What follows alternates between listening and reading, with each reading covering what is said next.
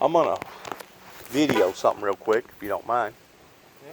I ain't gonna necessarily put you in it, because I know you don't like to be seen. You don't like to be videoed. But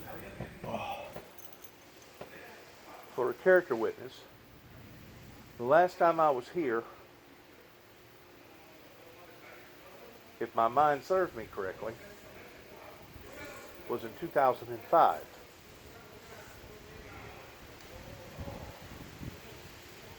Or is that incorrect? Well, I have no idea. 2005 from right now is 15 years. Okay. So that's the reason why I had difficulty figuring out how to get here. Sure. You know what I'm saying? Yeah. Yeah. But I think it was in 205, because I wound up going down to work the Katrina damage in 2006. Yeah. It was in 2005. Hang on. It was 2010 whenever you went all the way to Land Between the Lakes, and you got my truck and trailer Sure. from LBL, Okay. right?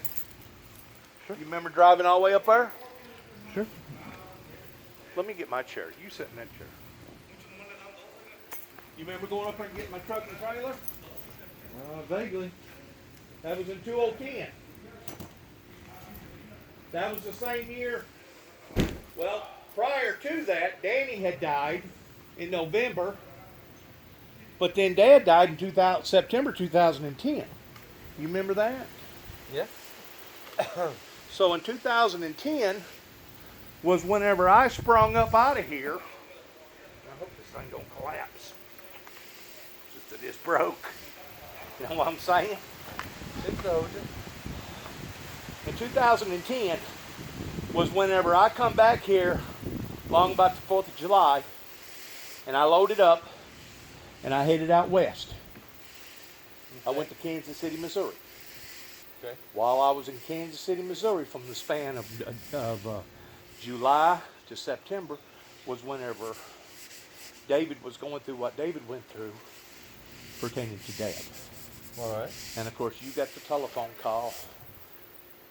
I'm assuming that you got it from David, that Dad was on his way out. Mm-hmm. And I guess on the way to Jackson, because Dad had been in the nursing home in Humboldt, you made a telephone call to a priest.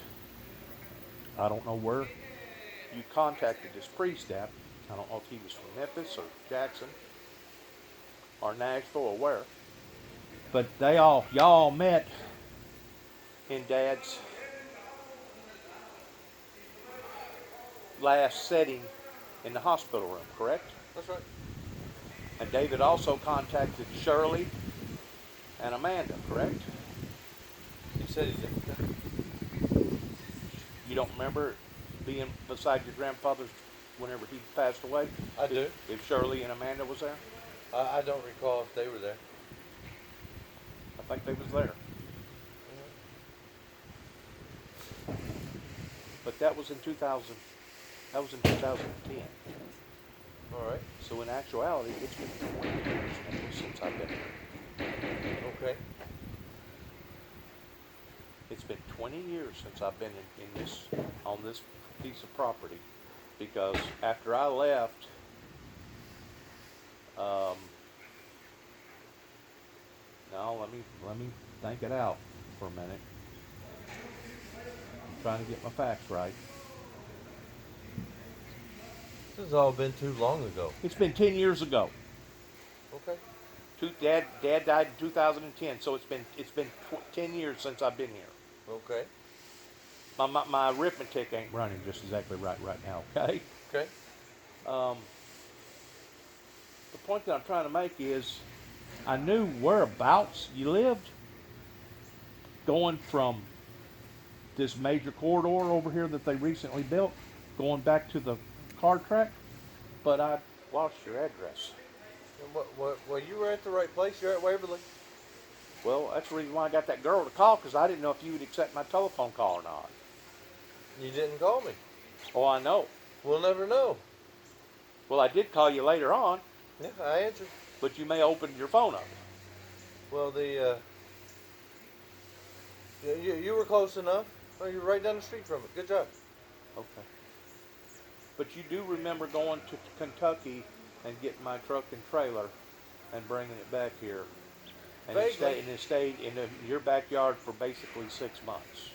Yeah. Prior to that, in 2009, before Danny died, that was whenever the ice storm hit up in Kentucky, and I brought you guys a bunch of meat down here. Remember that? Yeah. Vaguely.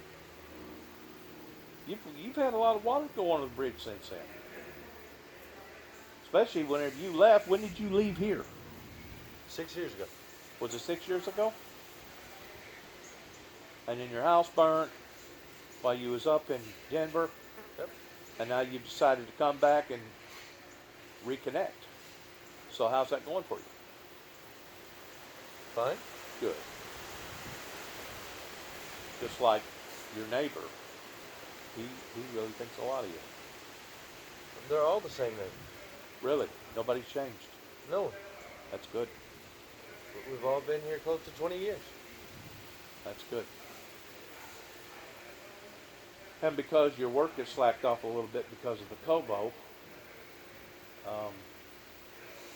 it's given you an opportunity to sit in here and do this. And I'm proud for you. I'm proud of you and proud for you. Thank you.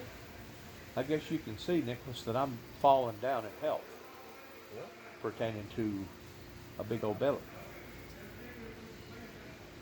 I wanted to ask you your opinion about all these close encounters with all these different law enforcement agencies, regardless whether it was law enforcement agencies in Oklahoma or law enforcement agencies in Kentucky or law enforcement agencies in Tennessee.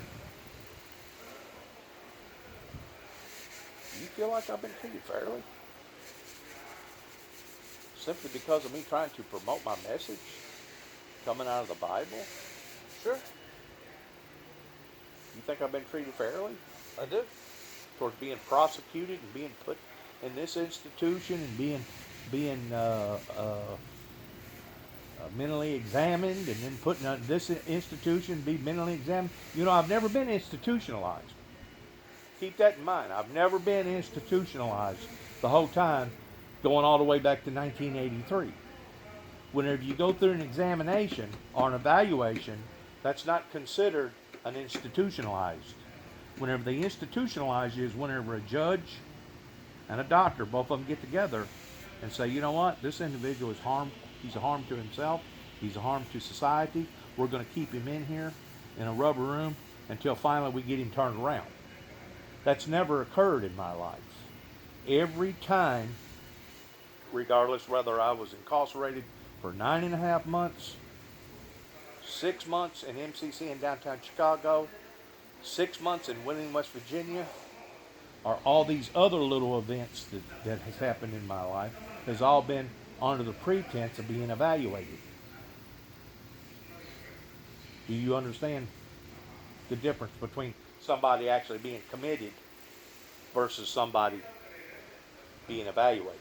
Yeah, clearly. All right.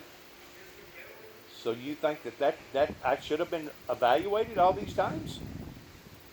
I think you asked me if you were treated fairly. Right? If you were in another country, you'd be dead. I would be, wouldn't I? Uh-huh. The government had done already put a bullet in my head, wouldn't they? I don't know how to explain. Or they would have thrown me out of an airplane going over the ocean somewhere. But when you say treated fairly, you get the rights Constitution. They had to abide by them. If not, you would have sued them. Well, I could still sue them. So then you would have been treated unfairly. Then it would have been documented, and then you would have won, and then you would be able to prove that they treated you unfairly. Right now, it's just hearsay how they treated you, and all I know is your message is not typical. So My message hasn't deviated. from whenever I first stepped out into the eyes of the general public in 1989. But I actually become in contact with the White House going all the way to 1983, whenever that car rolled over on top of me, and that When you say it was deviated, wasn't deviated. My message hasn't been deviated. It hasn't should've. changed. it should have. No, it hasn't changed. Well, that's sad. I'm still preaching about the Lord Jesus Christ, and I'm still preaching about the opening of the seals and the two witnesses and the things Well, that's like going everything in life changes and grows. Your message should change and grow. life itself changes. And you have spotted me before. You have spotted me, and you've said, Dad, the reason why that they haven't accepted you because you didn't go through the proper pretenses towards getting a proper education and doing things in a proper form. You have said that to me many times. Dad, that's the reason why that you don't have a support team or a congregation that supports you. Do you still feel the same way? No, probably not.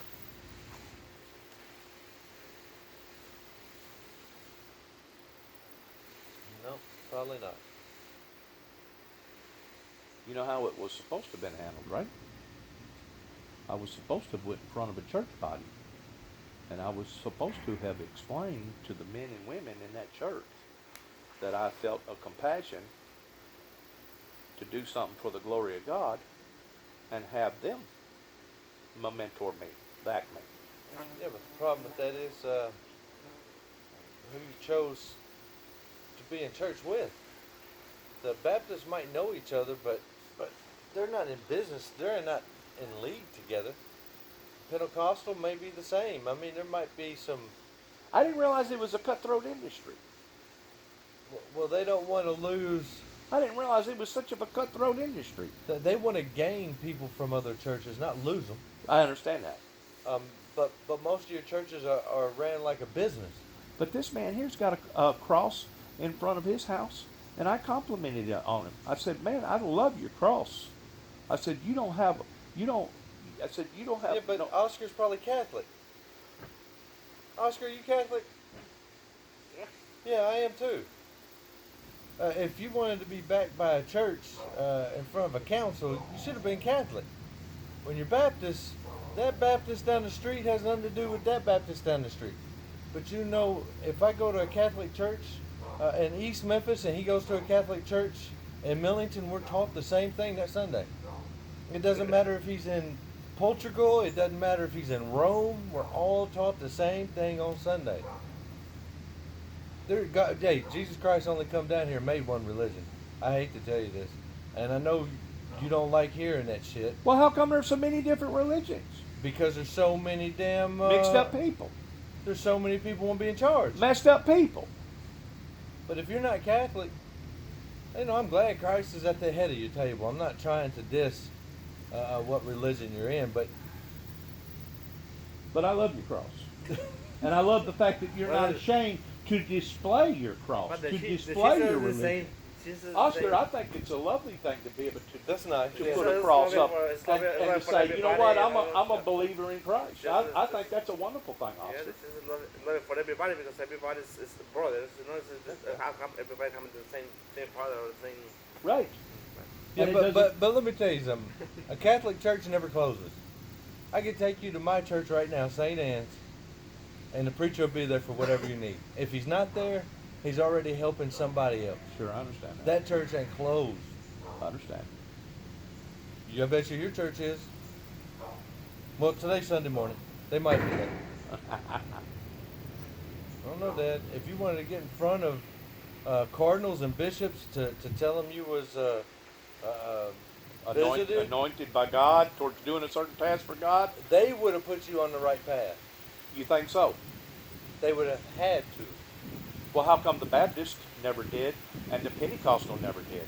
Was it because my message was so No, I don't know. so unusual I or don't know. different? I don't Is know. that the reason why that they thought I that don't know. that You gotta ask questions that I could actually find the facts from. Oscar, what are you doing over there? Tearing up stuff? Yeah, I don't know. All I can tell you is I know how Baptists are. There's only one guy showing up to church in Cadillac. Well, I've gotten away from the actual denomination. By and large, I'm Primitive Baptist, and the only difference between Primitive Baptist and regular Baptist is that regular Baptist thinks that you can basically get away with anything, and Primitive Baptists don't. Primitive Baptist believes that you have to walk the walk and stay in that Come on now. really. Jesus and, Christ. and primitive he primitive Baptist is the only Baptist that still believes in foot washings. Have you ever been to any type of a gathering to where people pulled off their shoes like the Mennonites and men washed the men's feet and women washed the women's feet? Have you Yes. ever have you ever been in a following like that? You know, you're talking to somebody's Catholic. We're all about tradition. So you've Kidding? done that. You've done foot washings. So back to your primitive Baptist. Primitive Baptist. It comes from King James Bible. It does. Yep. That's the error. The Bible itself. It's been mistranslated, and there's been too much proof out there. You remember me? I was in Denver, and you said something. I said, no, I think you're wrong, and I proved it by sending you. I think his name is Hahn, Dr. Scott Hahn. Yes.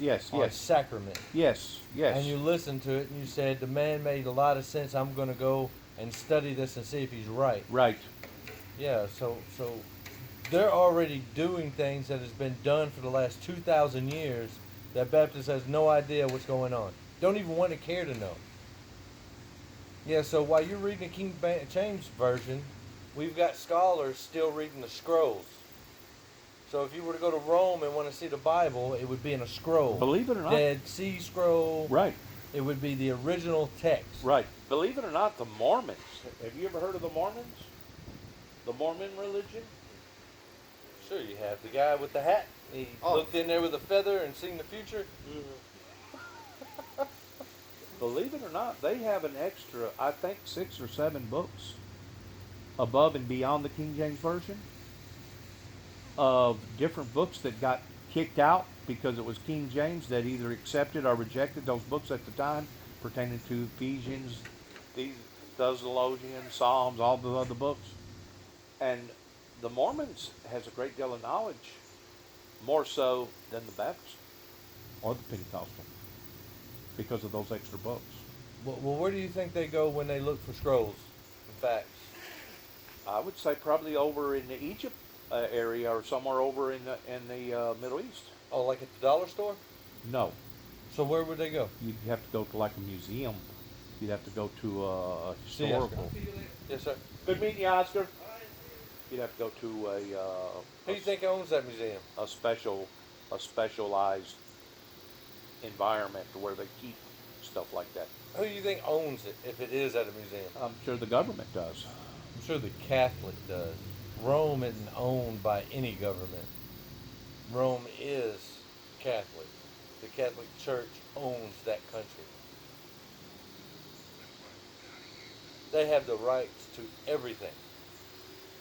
Even now, if they were to dig up some artifacts, they would be involved. They're only the largest religion in the world. They are. They are. But they're also kind of like the Boy Scouts that's got a lawsuit right now pertaining to pedophiles. So you believe in the King James Version, right? I do, but I was fixing to make a okay. point. Me too. How do you think the devil's going to take down the largest religion from within? Sure. He's going to pick on that one with the problem. And then he's going to make sure it comes to light. But you know that there's problems in all of them. It's Yeah, not just it's not that just a Baptist Catholic church church. where the preacher was making his wife dress up like a hooker, and she shot him and killed their preacher, and then they all band behind her and didn't know that this was going on, and yeah, but that's just one Baptist church. Well, I can tell you another incident that happened right up there in Union City. Well, the problem is they're not connected. Do you think anybody cared if this other Baptist church what happened at that Baptist church? We're all taking hits together. Everyone that you're talking about as being a pedophile, Christ come here to teach one thing, love. In that love, Jesus said to walk in love. If you can walk in love every day, That's his goal to you. That's what you're supposed to be reading on. But it's about forgiveness. It is, and that should be across the board throughout all religions. But not when that comes to Catholic, because now you want to bring up pedophiles. Hey, that's all right. We got big shoulders. But so, Put it on. But so does the Boy Scouts. I also mentioned the Boy Scouts. There's major They're in lawsuits bankruptcy. about suing the Boy Scouts They're right in now. bankruptcy. They may be in bankruptcy, but you can still sue them if you've been sexually molested as a child going through that particular organization. You can still sue them. There's a Me Now movement. Now Me Too movement, right? Me too. And there's women out there that says that they've been visually groped. Not touched, not just a guy, I guess, with his mouth open, and she automatically assumes the worst, and there's lawsuits for that too.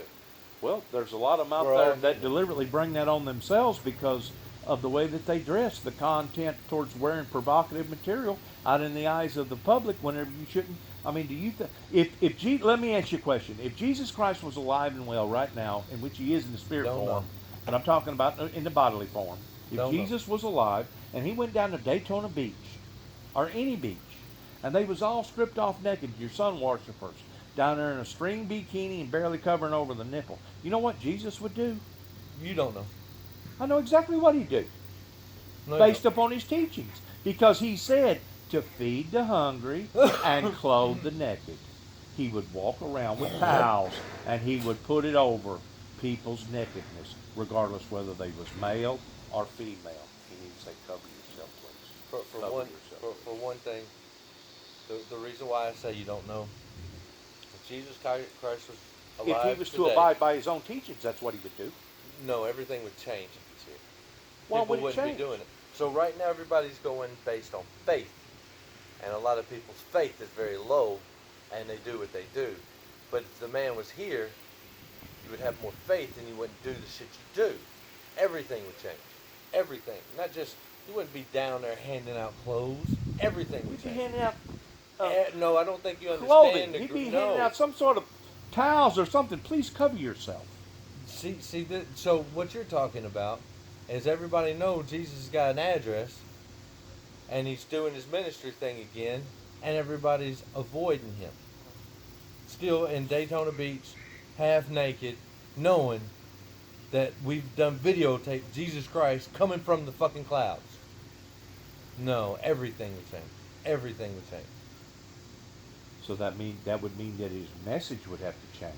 No, Because that his means message, no. That means his message to the followers. no. That means that people would actually have tangent proof that he's right, and they would have to change. So you're not understanding what I'm getting at. They're going by faith. They think that if they die, they go to hell. They don't know if it's true or not.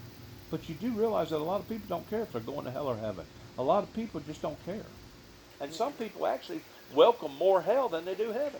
You got people out there that pray to Satan and wants to go to hell. Look at this guy right here. He looks like a snowbird. Well, Angel. He looks like he just come out of the north. He's snowbirding, baby. Yeah, Angel's doing a good job. That's good. Yes, sir. But Dad, everything would change. Not just him down there handing out clothes. If All- it did, that means that his message would have to change because his message was to feed the hungry and clothe the naked. No. That's part of the Beatitudes. So Part of the Beatitudes. So he's coming down, right, from the sky, and that means Muslims, Muslims, Hindu. every other religion now is in check. Everything changes. Everything from governments. The hell with the kids on the beach, half naked. They gonna clothe themselves, I guarantee you. What are When they they're- doing? They wrapping up or going to lunch? You know my psychic abilities just aren't what they used to be. Y'all wrapping it up or y'all going to lunch? He's busy. Going to lunch? Hmm? Going to lunch? Yeah, and yes, in the house. Yum yum. Yes. Everything would change. I think you're wrong on that notion about. I bet you if he come down, that he would do just that. He would feed the poor and clothe the naked, and he wouldn't be down at the beach doing it himself. handing them Where out. would he be then? Don't know. I have no idea. How could I speak for this man? You strike the iron while the iron's hot, right? So you think that would be the So you number don't go one? to where they're already dressed. No, see, He cometh not for those that needed not a physician, but for those who did. so So if those that need a physician is out on the street, out on the beaches, stripped off naked and don't know no better, he would go down there and cover their nakedness and tell them, this is a shameful thing for you to be participating in. that's number one agenda.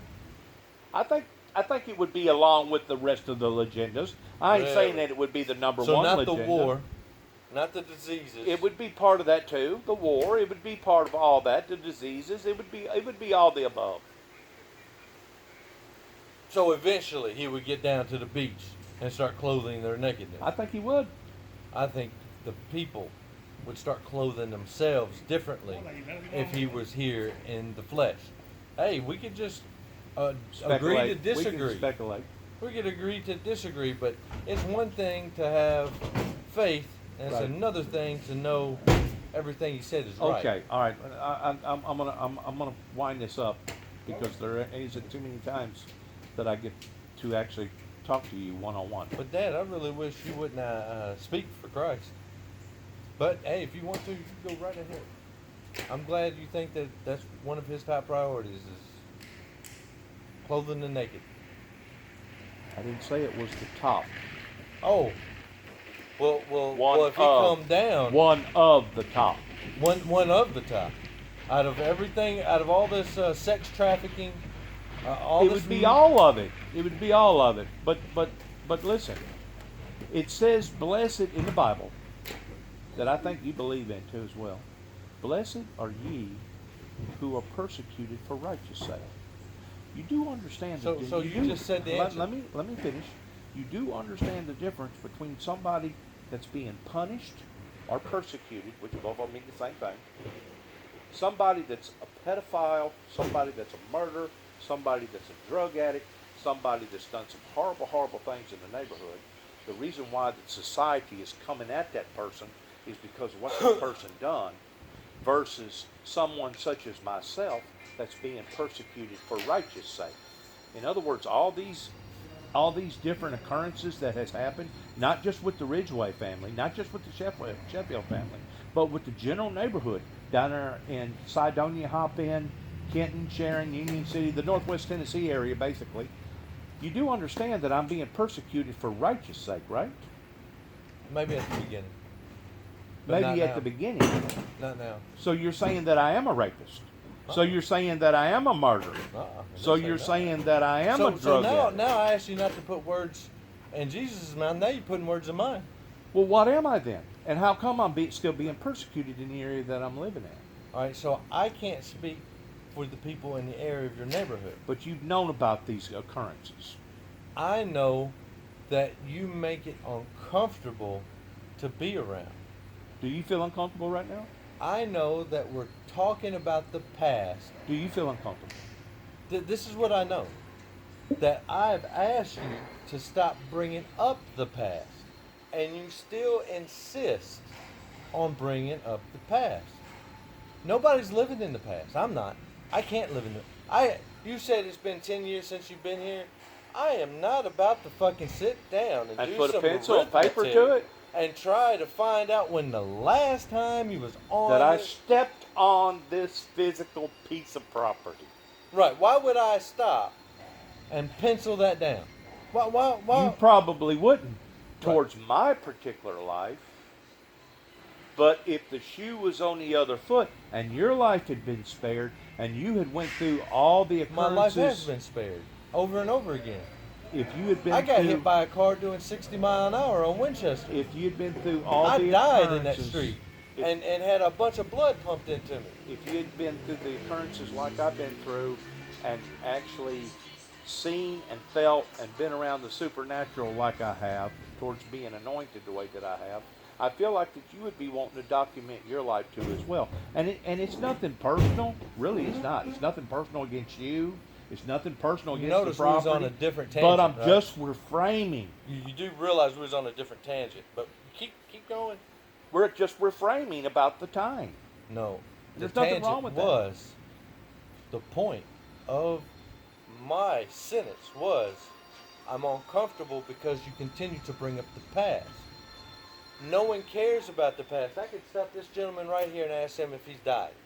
And I bet you 50% of the people, yeah, man, I got shot 10 times, I got stabbed, I got hit in a bad.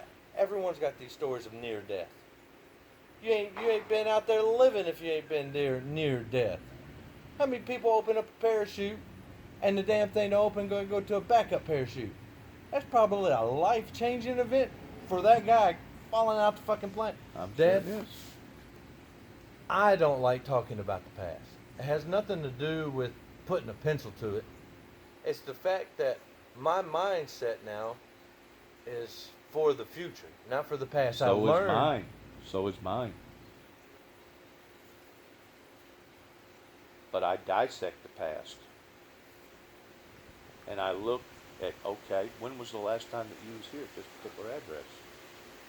So my mind goes back and it reflects, and I dissect it, and I'm thinking to myself, okay, so there's been that much water that has passed under the bridge since I was on this property. That's a lot of water. I mean, look at where you've been and all the achievements that you've achieved from the time that you left from here and you went out west, and now you've come back here. You got to have some way of gauging stuff off of. It's kind of like gauging our morals. How are we going to know if we have sinned or haven't sinned if we don't have nothing to gauge it off of? That's the whole purpose for the Bible, right? No, It's like a yardstick. no, such is another opinion. It's like a yardstick. No, It tells what it sets So- the bar towards where they was and what they done Let me give you versus what some we insight. should do. If you turn off that phone, I'll give you some insight. Some insight. Yeah. Insight about your life or my life. About the Catholic religion. Turn it off. You know I'm a Knight of Columbus, right? Yeah, You know what degree I am? you're a Templar.